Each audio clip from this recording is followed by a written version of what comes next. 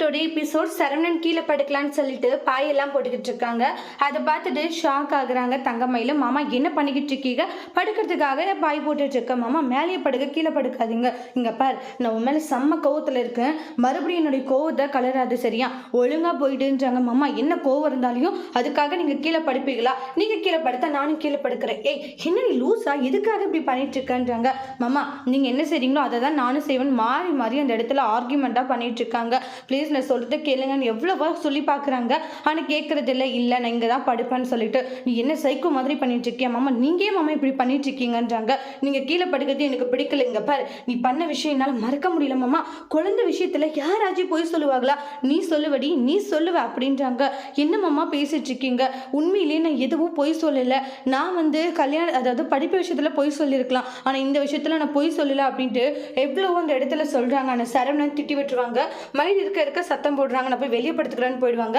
வெளியே போய்ட்டு மயில் டார்ச்சர் பண்ணுறாங்க சரவணன். ஏய், எல்லாம் தூங்கிட்டு இருப்பாங்க, இப்போ எதுக்காக கத்திட்டு இருக்க? அப்போ ரூமில் படுங்க, என்னால் படுக்க முடியாது. அப்போ நானும் ஹாலியே படுத்துக்கிறேன்றாங்க. சத்தம் கேட்டு கோமதி வராங்க. என்ன ஆச்சு மயில்? என்னடா சரவணா இங்கே பாய் போட்டுருக்கீங்கன்னு சரவணன் உள்ள ஃபேன் சரியா ஓடலமா, அதான் வேக்காடா இருக்கு, நீங்க படுக்கலாம்னு வந்தோன்னு சொல்லி சமாளிச்சுறாங்க. மயில் ஏதோ சத்தம் போட்டுட்டு இருக்கிற மாதிரி சவுண்ட் கேட்டுச்சுன்னுவாங்க. அப்படியெல்லாம் ஒன்றும் இல்லை அத்தை, சும்மா தான் நாங்கள் பேசிட்டு இருந்தோம் அப்படின்றாங்க. ஓ, பேசிட்டு இருந்தீங்களா? நான் கூட ஏதோ சத்தம் கேட்குதேன்னு நினைச்சிருவாங்க. சரி சரின்னுவாங்க. அப்புறம் உள்ள போய் படுங்கன்னு உள்ள போயிட்டும் கீழே படுக்க பாக்குறாங்க. மாமா கீழே படுக்கலன்னா அவ்வளவுதான், நீங்க மேலே படுங்க அப்படின்ற மாதிரி சொல்லுவாங்க.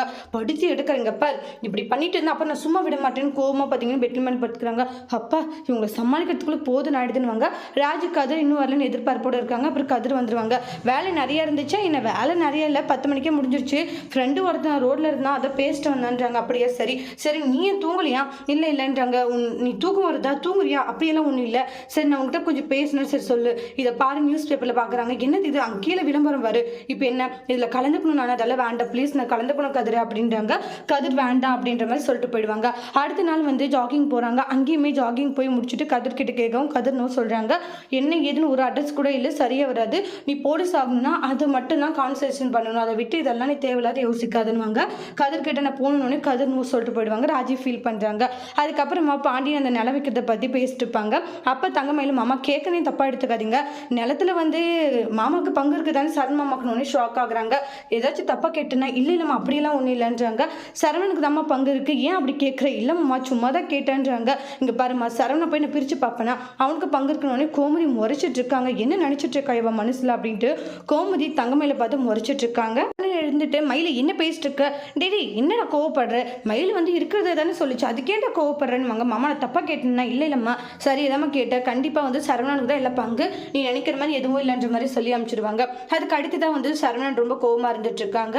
நெக்ஸ்ட் பாத்தீங்கன்னா சாமான் கழிட்டு இருப்பாங்க. அங்க போய் கோமதி இருந்துட்டு உடனே பாக்குறாங்க. அத்தை சாமான் கழுவி முடிச்சுட்டேன்றாங்க. ஏண்டி நீ செம்ம ஆளதான் இருக்கு, என்ன எல்லாத்துலயுமே பிரிக்கணும்னு நினைக்கிறியா? என்ன சொத்தையுமே பிரிச்சு இல்லாம வீட்டையும் பண்ணி தனித்தனியாக பிரிச்சு இல்லாம என்னத்தை சொல்லிட்டு இருக்கீங்க? பின்ன உங்க மாமா கிட்ட எதுக்கிட்டு அப்படி பேசினாத்த? நான் சும்மா தான் பேசினேன், சும்மான்றதெல்லாம் வேணாம், இப்படி எல்லாம் பேசாத அப்படின்ட்டு கோவமா கண்டிச்சுட்டு போயிடுறாங்க. அப்படி என்ன தப்பா கேட்டேன்னு ஃபீல் பண்றாங்க. ராஜி அந்த நோட்டீஸ் வச்சு ஃபீல் பண்ணுவாங்க. அவங்களுடைய மாமா கிட்ட மாமா இது மாதிரி டான்ஸ் கிளாஸ் இருக்கு மாமா, நான் இதுக்கு போட்டுமா அப்படின்றாங்க. ஆனால் பாண்டியன் இருந்துட்டு வேண்டான்ற மாதிரி சொல்லிடுவாங்க. ராஜி ஃபீல் பண்ணிட்டு இருக்காங்க. அதுக்கு அடுத்ததான் அரசி வெளியே போகணும்னு சொல்லி கேட்குறாங்க. அதுக்கு அவங்களுடைய அம்மா இன்னும் சொல்லிடுவாங்க. அவங்களுடைய அப்பா கிட்ட கேட்குறாங்க, நீ போயிட்டு வானுவாங்க. இங்கே என்னங்க இது? இங்கே பாரு, அரசி ரொம்ப டிப்ரெஷனாக இருக்கா, வெளியே போயிட்டு வரட்டும்னுவாங்க. ராஜி ஒரு பக்கம் நம்ம என்ன சொன்னாலுமே யாரும் கேட்க மாட்டேங்கிறாங்க, நம்ம டான்ஸ் கிளாஸும் அனுப்ப மாட்டேங்கிறாங்க, என்ன பண்ணுறதுன்னு ஒன்றுமே புரியலையே அப்படின்ட்டு ராஜி குழப்பத்தில் இருக்காங்க. எல்லா தடைகளையும் மீறி ராஜி எப்படி அந்த டான்ஸில் கலந்துக்க போகிறாங்க, கலந்து வெற்றி பெற போகிறாங்களா இல்லை பெரிய பிரச்சனையில் மாட்டிக்க போகிறாங்களா? நெக்ஸ்ட் வீடியோவில் பார்க்கலாம். தேங்க்யூ.